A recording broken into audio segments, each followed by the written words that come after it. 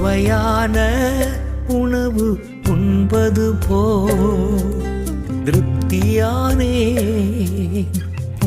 உறவில்.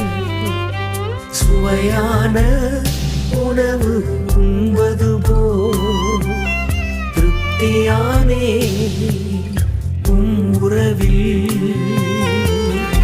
ஆனந்த களிப்புள்ள உதடுகளால் துதிப்பேன். ஆனந்த களிப்புள்ள உதடுகளால் துதிப்பேன். அப்பாவின் கிருபையில் தான் அனுதினம் வாழ்கின்றேன். அப்பாவின் கிருபையில் தான் அனுதினம் வாழ்கின்றேன்.